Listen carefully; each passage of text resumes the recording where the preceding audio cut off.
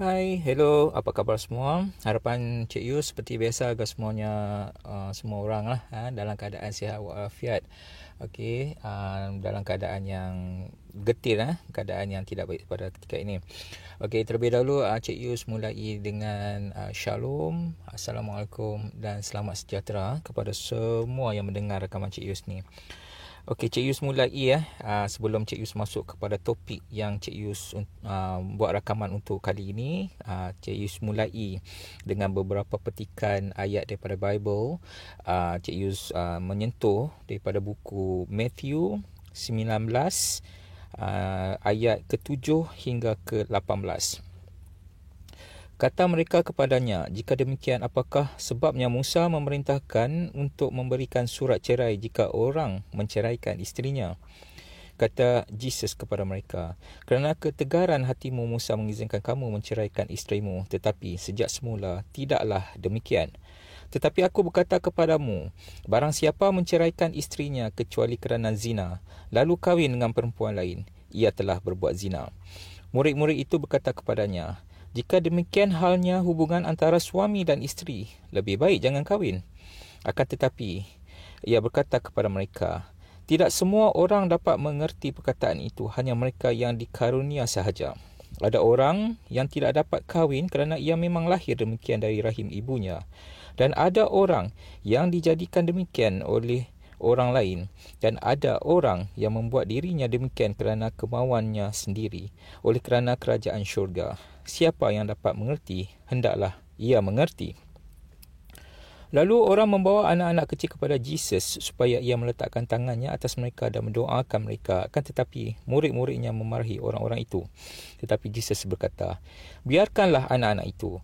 Janganlah menghalang-halangi mereka datang kepadaku, sebab orang-orang seperti itulah yang empunya kerajaan syurga."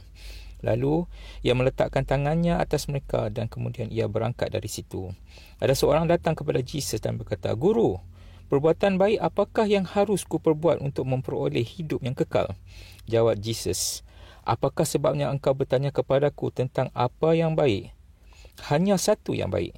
Tetapi jikalau engkau ingin masuk ke dalam hidup, turutilah segala perintah Tuhan." Kata orang itu kepadanya, "Perintah yang mana?" Kata Jesus, "Jangan membunuh, jangan berzina, jangan mencuri, dan jangan mengucap saksi dusta, iaitu memfitnah." Okey, jelas daripada ayat ni bagaimana dimengertikan tentang perkahwinan. Dan ayat yang terakhir itu Jesus menyentuh berkenaan jangan membunuh, jangan berzina, jangan mencuri, dan jangan memfitnah. Inilah perbuatan-perbuatan yang Cik Yus telah sentuh daripada Al-Quran, di mana Allah mengajar Muslim, menghalalkan Muslim untuk membunuh, untuk berzina, untuk boleh mencuri dan boleh memfitnah. Cik Yu dah terang dalam video-video Cik Yu sebelum ni, rakaman Cik Yu sebelum ni, bagaimana Allah menghalalkan semua perkara-perkara terkutuk ini. Berbeza dengan Jesus. Jesus menghalangi. Okey, Jesus menasihati umatnya, pengikut-pengikutnya agar jangan membuat perkara-perkara terkutuk ini kerana ianya adalah perbuatan-perbuatan syaitan, perbuatan-perbuatan terkutuk. Jelas perkara-perkara ini adalah perkara-perkara terkutuk. Jadi bagaimanakah ianya menjadi perkara yang baik? Namun Cik Yus telah memberi dalil yang cukup jelas, straightforward di dalam rakaman Cik Yus sebelum ni, bagaimana Allah menghalalkan semua perkara-perkara ini. Jadi siapakah Allah ni? Tepuk dada, tanyalah akal sekali lagi. Jangan tertipu, jangan tertipu dengan permainan syaitan. Kita ni manusia diberi akal, Tuhan beri akal kepada kita dan memberi kepandaian kepada kita untuk berfikir. Apakah manusia tak mampu untuk berfikir yang mana baik dan yang mana buruk? Kenapa kita masih menghalalkan perkara yang buruk? Bukankah perkara itu adalah jelas, nyata? Jadi kenapa kita masih menuruti perkara-perkara yang buruk? Jadi tak dapatkah kita membezakan jika sesuatu itu menghalalkan, kononnya yang sesuatu itu adalah Tuhan, kononnya dia mengaku dia adalah Tuhan, dan menghalalkan perbuatan buruk. Jadi apakah ianya masih Tuhan? Siapakah dia? Jadi bukalah fikiran anda untuk berfikir perkara ini. Okey, Cik Yus masuk bab yang Cik Yus untuk rakaman kali ini. Okey, sebentar ya. Ya, untuk rakaman kali ini Cik Yus ingin menyentuh bab wanita. Bab wanita ni, lelaki Islam cukup suka ni perkara ni. Bab wanita memang lelaki Islam very favourite, kerana itulah membutakan hati mereka. Kerana itulah juga mereka suka sangat nak jadi seorang Muslim. Sebab apa? Dijanjikan dengan habuan-habuan yang cukup hebat melalui wanita ni. Okey, pada Cik Yus sebelum Cik Yus just rungkaikan sedikit pada Cik Yus, wanita ni merupakan ciptaan Tuhan yang cukup hebat. Kenapa? Jika dibandingkan dengan lelaki, ketahanan wanita daripada segi mental dan spiritual adalah amat tinggi sekali. Memang lelaki gagah dan kuat, tapi kelemahan lelaki adalah wanita. Nampak? Nampak gagah, kuat dan sebagainya. Tetapi kelemahan yang paling utama kepada lelaki adalah wanita. Wanita cukup kental, sebab itu ada pepatah mengatakan bahawa tangan yang menghayun buayan mampu menggoncang dunia. Okey, pada Cik Yus memang amat mengagumi wanita. Untuk makluman semua, Cik Yus amat beruntung dipertemukan Tuhan dengan Kak Comel. Kak Comel merupakan antara wanita yang cukup hebat pada Cik Yus. Kak Comel cukup kental dan penyabar. Kebanyakan orang memang tahu bagaimana pengalaman Kak Comel sejak kecil. Kak Comel seorang isteri yang baik. Sejak berkahwin dengan Cik Yus, Kak Comel tak pernah walau sekali curang kepada Cik Yus. Untuk makluman semua, memang ramai lelaki yang berpangkat, kaya raya, berketurunan diraja pun ada, cuba nak teka Kak Comel. Okey, namun Kak Comel pendirian dia satu, tetap setia pada Cik Yus. Sebab itulah tujuan perkahwinan. Tetap setia. Kak Comel tak pernah pandang mana-mana lelaki lain selain Cik Yus. Semua lelaki yang cuba teka dia, Kak Comel beritahu kat Cik Yus. Ini termasuklah untuk makluman semua, salah seorang staf Cik Yus cuba teka Kak Comel. Pada masa tu Cik Yus bekerja pegawai kan, pegawai kerajaan. So staf Cik Yus seorang. Cik Yus tahu perkara ni, tapi Cik Yus tak pernah sound staf Cik Yus tu, sebab Cik Yus tak mau ada masalah. Cik Yus nak bekerja dengan baik dengan dia orang ni apa semua, walaupun Cik Yus tahu panggil dia macam tu. Dan Cik Yus cuma kami macam Kak Comel tahu dia punya kedudukan yang macam mana, isteri orang dan sebagainya, dia tak layan. Walaupun staf tu cuba nak menggoda nak perangai lelaki Islam, dia tak kira. Isteri orang pun dia nak try. Ni isteri, bukan cakap isteri orang, isteri pegawai isteri pegawai dia pun nak try. Nampak tak macam ni? Ini kerana Cik Yus tahu hati budi Kak Comel. Kak Comel semasa mula menjadi wife Cik Yus, dia cakap pada Cik Yus, Cik Yus lah yang awal dan yang akhir. Itu selama-lamanya. Hidup dan mati Kak Comel ni adalah Cik Yus. Kak Comel sentiasa bersama-sama dengan Cik Yus dalam apa jua keadaan. Cik Yus pun berfikir yang sama, yang mana Cik Yus tekad dalam hati perkahwinan Cik Yus dengan Kak Comel ni adalah untuk selama-lamanya hingga ke akhir hayat kami.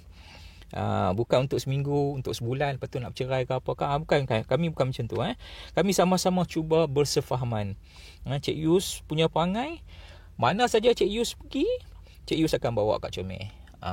Cik Yus punya perangai macam tu. Cik Yus tak suka nak hang out dengan kawan-kawan, lepak-lepak, buang masa, sembang kosong. Itu bukan Cik Yus. Cik Yus lebih suka untuk habiskan masa-masa Cik Yus bersama dengan Kak Comel. Kat mana Cik Yus pergi, Cik Yus akan bawa Kak Comel sekali. Nak shopping ke, nak keluar makan ke, semua dengan Kak Comel. Pada Cik Yus, Kak Comel adalah wanita yang cukup sempurna yang dipertemukan Tuhan kepada Cik Yus. Cik Yus tu amat berterima kasih kepada Tuhan. So pada Cik Yus, seperti sekali lagi wanita yang cukup hebat. Wanita yang cukup hebat dalam hidup Cik Yus ni, Kak Comel ni. Dan untuk secara keseluruhan, wanita merupakan makhluk ciptaan Tuhan yang cukup hebat dalam segala hal. Okey, memang dikatakan umum bahawa wanita ini kaum yang lemah. Kaum yang lemah. Namun, siapakah yang melemahkan wanita? Ini persoalannya. Ni Cik Yus nak tanya semua orang. Yang melemahkan wanita ni adalah lelaki. lelaki Tapi Cik Yus bila lelaki ni dia ada spesifik sikit. Okey. Pada Cik Yus, wanita bukan makhluk yang lemah tetapi makhluk yang cukup hebat ciptaan Tuhan. Lelaki yang Cik Yus masukkan ni adalah kalau daripada segi agama, agama Islam. Lelaki Islam ialah yang melemahkan kehebatan wanita. Kalau daripada segi ajaran lain, lelaki dalam ajaran lain, kami menaikkan, kami sama. Antara wanita dan lelaki tak ada perbezaan. Sama aja. Wanita ni mampu melakukan pelbagai kerja dalam sesuatu masa. Dalam tempoh yang panjang. Daripada segi fizikal, lelaki memang kita nampak gagah, boleh buat kerja-kerja berat. Namun kerja-kerja tu adalah kerja yang memang lelaki boleh mampu buat, berat dan sebagainya. Tapi kalau daripada segi emosi dan spiritual, macam mana? Kebanyakan lelaki ni lemah. Contohnya wanita yang berkejaya, kita tengok dari segi spiritual dan mental. Wanita yang berkejaya sejak pagi-pagi, contoh dah bangun, siapkan sarapan, lepas tu dia make up, bersiap-siap, menghiaskan diri, lepas tu buat kerja-kerja di pejabat, balik rumah, masak, kemudian rumah, tengok anak, mandi anak, tengok kerja sekolah anak, tengok suami, lepas tu plan pula untuk esok hari apa nak buat, nak masak apa, kerja di pejabat apa dia, hal-hal anak, termasuklah suami nak makan apa, nak pakai apa, semuanya wanita dia kontrol, dia plan. Memang wanita cukup hebat daripada segi planning. Itu memang kehebatan wanita. Plan is the advantage of the woman. Okay, semua perkara ni wanita dapat fikirkan satu persatu dan mengatok benda ni. Tambah-tambah kalau dia ada OCD, lagilah dia atok, lagi cantik. Honestly speaking, lelaki kebanyakan dia normally ni kebanyakan lah, tapi ada juga lelaki yang hebat. Cik Yus bukan nak down lelaki. Ini daripada segi kita cerita daripada segi general.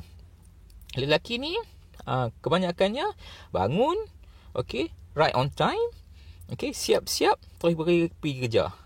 Balik kerja, tengok TV, main game ke, belik phone ke, baca buku ke. Lepas tu makan siap, dia makan. Yang mana ke isteri buat makan untuk dia lah makan, lepas tu dah siap semua, masuk bilik tidur. Normally macam ni lah. Ini perjalanan lelaki. Ini so tak sama macam wanita. Wanita banyak menguruskan rumah tangga. Sebab tu bila kata rumah tangga, pengurusan rumah tangga semuanya wanita. Kebanyakan wanita yang lakukan daripada lelaki. Lelaki banyak relax yang macam tu. Namun lelaki ni apabila terpaksa mengambil tugas wanita menguruskan rumah tangga, yang mana mereka yang melalui pengalaman ni yang akan mengakui bahawa bagaimana beratnya menguruskan rumah tangga. Nak uruskan rumah tangga ni bukan kerja yang ringan. Dia bukan senang nak buat semua yang dalam keadaan teratur, sempurna apa semua ni. Terutama dalam bab anak-anak. Memang sakit kepala. Tambah kalau anak pula tu anak ramai, lagi sakit kepala. Sayang kehebatan wanita ini tidak langsung dipandang oleh lelaki Islam. Minta maaf Cik Yus cakap macam ni. Minta maaf Cik Yus cakap macam ni. Bukan Cik Yus nak menuduh, tapi inilah adalah hakikat. Ini tertulis di dalam dalil Al-Quran. Di dalam hadis pun tercatat perkara yang begini. Okay? So jangan nak salahkan Cik Yus. Cik Yus cerita semuanya berbukti. Mereka menganggap wanita hanya sebagai alat dan keperluan mereka untuk sesuatu. So wanita ni hanya alat kepada lelaki Islam. Wanita tidak dipandang tinggi, malah kebanyakan hal wanita akan dipinggirkan dan hak lelaki akan dilebihkan. Contoh, Cik Yus bagi contoh. Contohnya adalah faraid. Boleh cek balik apa Cik Yus cakap ni betul ke tak betul. Tengok balik faraid, boleh tengok bagaimana wanita direndahkan. Apakah ini yang dikatakan keadilan? No, tak adil. Apa beza lelaki dan wanita? Kenapa nak membezakan lelaki dan wanita?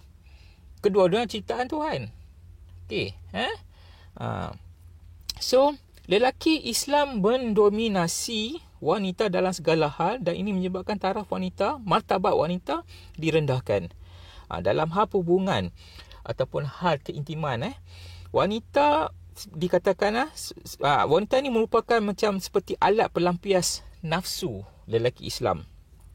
Lelaki Islam dikatakan mempunyai 9 akal, 1 nafsu Dan wanita pula dikatakan mempunyai 9 nafsu, 1 akal. Tapi kalau kita tengok balik lelaki pula yang boleh berkahwin sampai 4 orang. Walaupun lelaki dikatakan mempunyai 1 nafsu saja, tapi boleh kahwin sampai 4 orang. Wanita yang mempunyai 9 nafsu tak boleh kahwin ramai. Kat mana tu? Macam mana? Tak pelik ke? Patutnya kalau ikut daripada common sense, siapa yang mempunyai nafsu yang lebih, dialah patut kahwin ramai. Pasal nafsu dia banyak. Dia tak boleh cukup dengan seorang. Dengan satu dia kena kahwin, dia kena ramai, baru dia boleh cukupkan nafsu dia. Itu daripada segi common sense kita fikir. Tapi kenapa boleh jadi macam ni? Dikatakan macam ni. Nampak tak? Penipuan kat sini, penipuan. Daripada segi keadilan dah jelas berat sebelah. Tak adil di mana lelaki boleh mengahwini ramai wanita.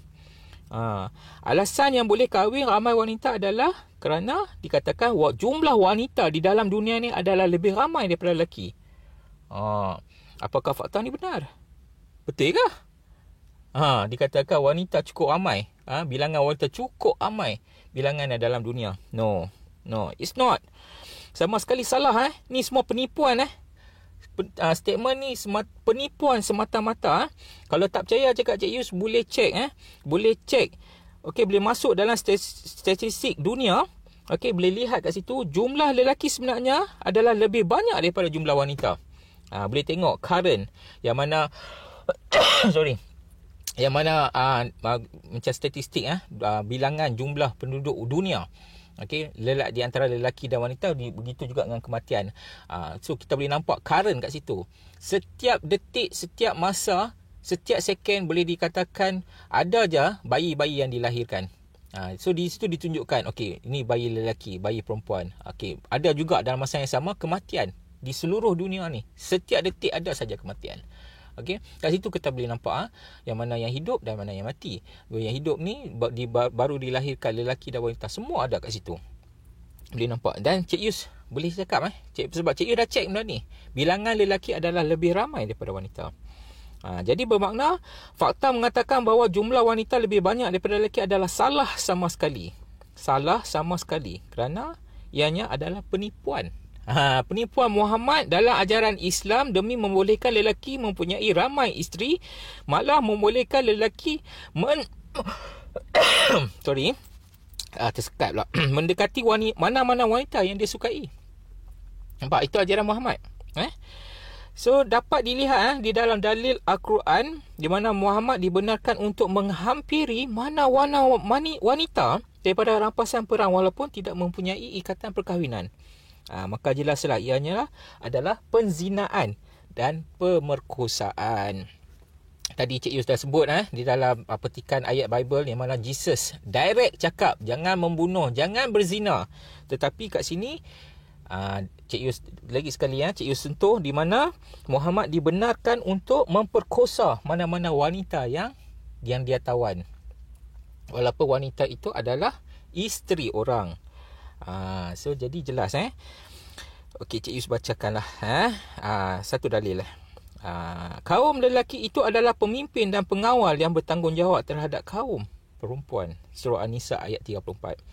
Nampak bagaimana jelas di dalam dalil itu menunjukkan bagaimana wanita direndahkan.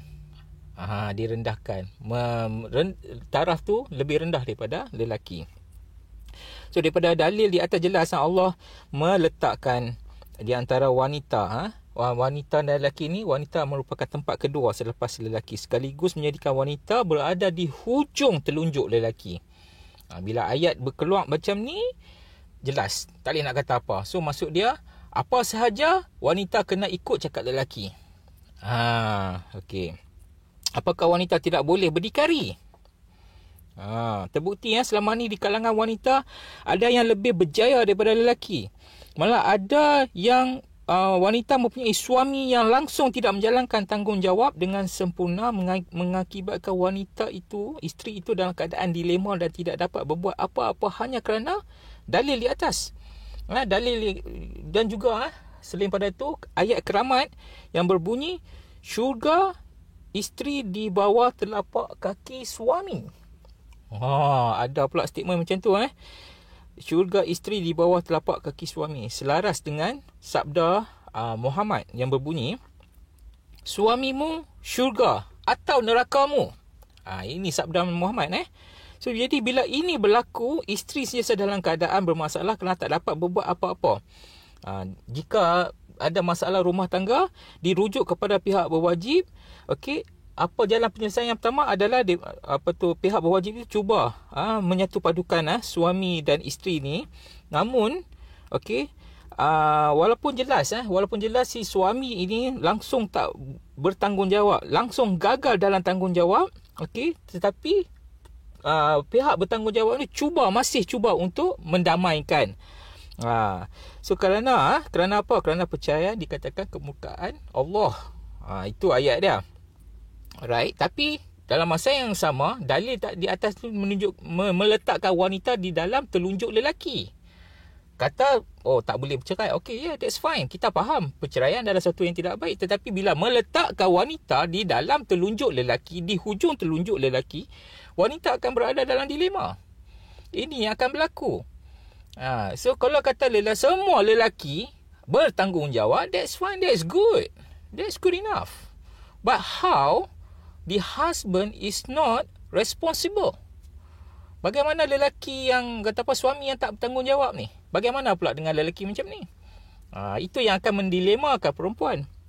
So jadi terpaksalah si isteri naik turun mahkamah berkali-kali untuk dilepaskan, minta untuk dilepaskan.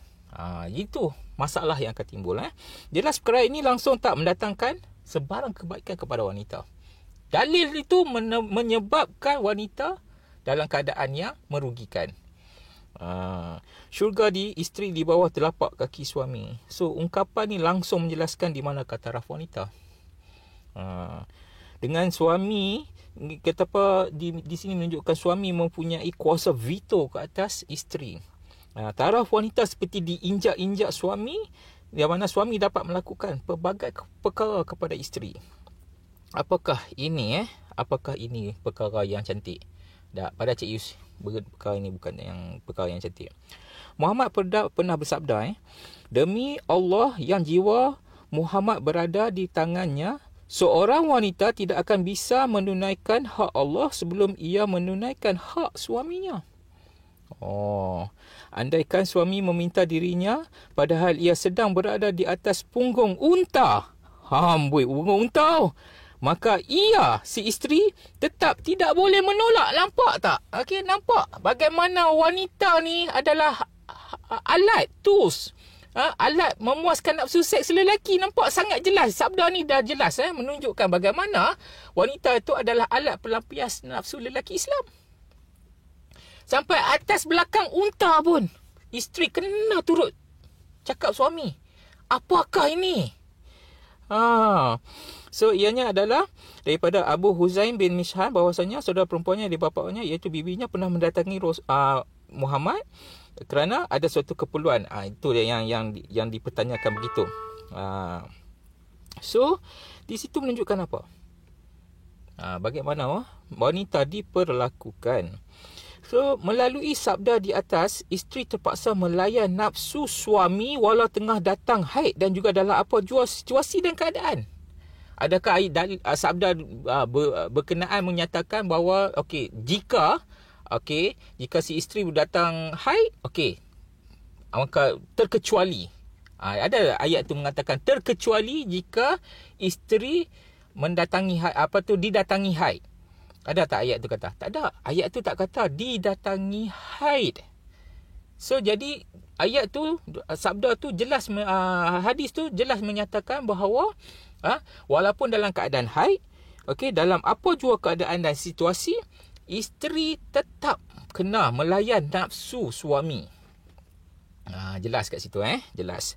So kita dapat semua, this is common haid adalah waktu di mana isteri terpaksa berehat seketika dalam proses semula jadi wanita membersihkan diri. Ini semua common, semua tahu So daripada segi kekotoran keluar melalui darah haid tu apa semua. This is common, boleh baca buku Tapi yang Cik Yu nak sentuh adalah lihat bagaimana wanita diperlakukan lelaki Islam.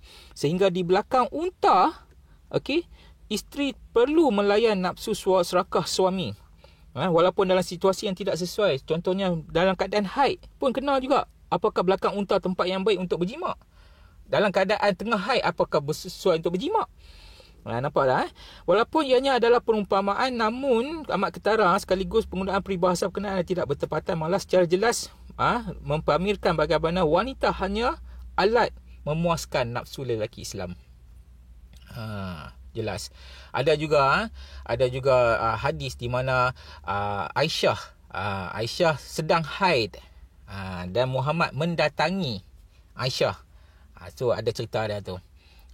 So kat situ tak apa, hadis tu nanti Cik Yus tengoklah macam mana Cik Yus boleh sentuh ke apa nanti Cik Yus ni. Tapi ada hadis kat situ. Diriwayatkan oleh Aisyah sendiri bagaimana Muhammad mendatanginya ketika dia haid. Mungkinlah kat situ dia ada cerita cara-cara. Okay. Tapi kita kena faham, wanita tengah datang haid, apa lagi perlukah si suami nak datang juga kerana seks? Tak faham-fahamkah situasi isteri tengah datang haid nak berjimak juga ke? Contohnya kan, tak boleh tahan sekejap ke? Tak boleh tahan sekejap ke? Contoh Muhammad ada 4 isteri. Ada 4 orang isteri. Itu dalam yang sah. Kita dapat lihat, okey, Muhammad bukan seorang isteri saja, dia punya banyak isteri. Itu belum kira lagi dengan wanita dalam tawanan perang dia tu, seperti Safia yang pernah Cik Yus cerita. Punya banyak wanita di keliling dia, termasuk wanita yang bukan isterinya, yang mana dia boleh berzina dengan wanita tu. Cik Yu dah bagi dalil dah benda ni. Punya ramai wanita. Kenapa Aisyah yang dalam keadaan haid juga yang dia nak buat sesuatu? Maksud Cik Yu nak berjimak dengan Aisyah yang tengah dalam keadaan haid. Isteri dia yang lain tak boleh berjimak ke? Nampak tak kat situ macam mana? Nampak tak bagaimana nafsu serakah Muhammad cukup hebat. Sampaikan Aisyah yang dalam keadaan haid pun dia cuba mendatangi, dah mendatangi si Aisyah ni, walaupun mempunyai isteri ramai. Macam ni kah perilaku seorang Nabi yang dikatakan Nabi, yang kononnya nak dikatakan penyelamat, yang boleh menyelamatkan manusia, yang boleh menyelamatkan